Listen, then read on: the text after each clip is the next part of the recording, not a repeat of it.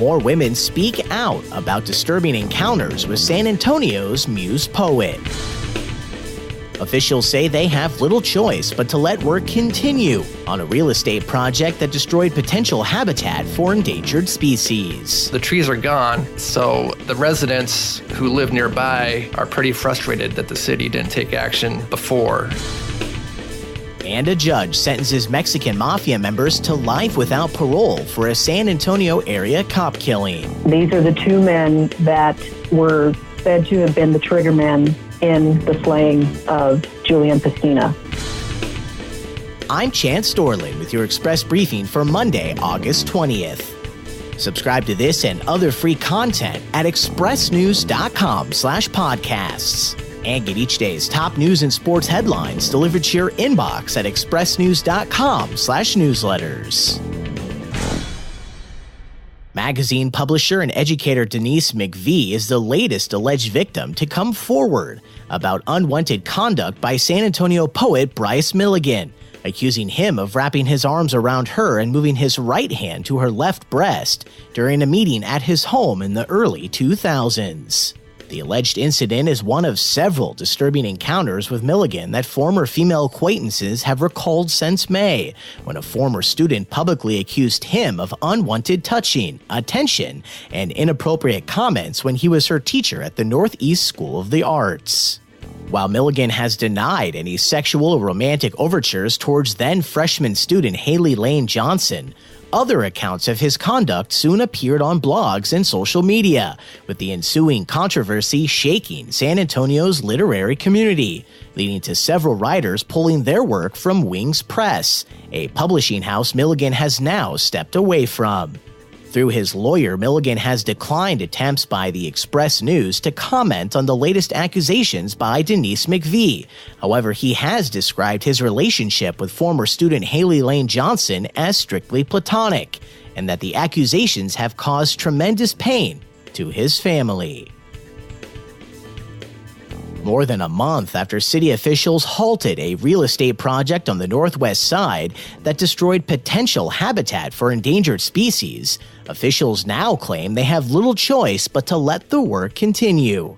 Here's San Antonio Express News investigative reporter John Tedesco. This happened on the northwest side of San Antonio, kind of by Fiesta, Texas. It's a project of luxury apartments called the Mansions at La Alcantara. Basically, we got an email from a concerned neighbor. She was worried about whether the developer was doing everything he was supposed to do. I basically started asking questions and looking at a lot of the city permits on this, and the species out there are the golden-cheeked warbler songbird and karst invertebrates, which are bugs that hang out in caves and sinkholes. Long story short, he filled out this sworn affidavit saying that those two species would not be harmed by his project, but he was relying on a 5-year-old study that only looked at warblers. It did not look at karst invertebrates. And when we found that out, we asked the city, do you think the developer was upfront with you? And the city said, we see a problem here, and they halted the project. Friday, Assistant City Manager Rob Sanchez reported that while developer Matt Hiles had submitted new paperwork that meets city requirements, officials will continue to watch the project closely. The U.S. Fish and Wildlife Service, which investigates violations of the Endangered Species Act, is conducting a criminal investigation of the project, and an agency investigator has informed the city that allowing the work to continue will not interfere with the federal inquiry. And a judge sentences 2 Mexican Mafia members for the 2014 killing of a San Antonio area police officer.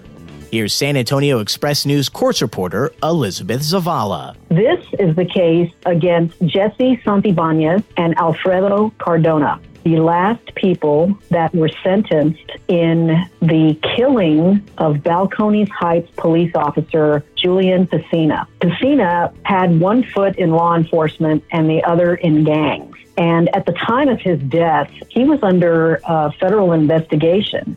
he was dealing drugs. But as authorities were closing in, members of the Texas Mexican Mafia apparently got there first. And he was killed in May of 2014 outside Notorious Inc. And this is a tattoo and piercing parlor he co-owned on Hillcrest in Balcones Heights, which is basically a small city in the middle of San Antonio.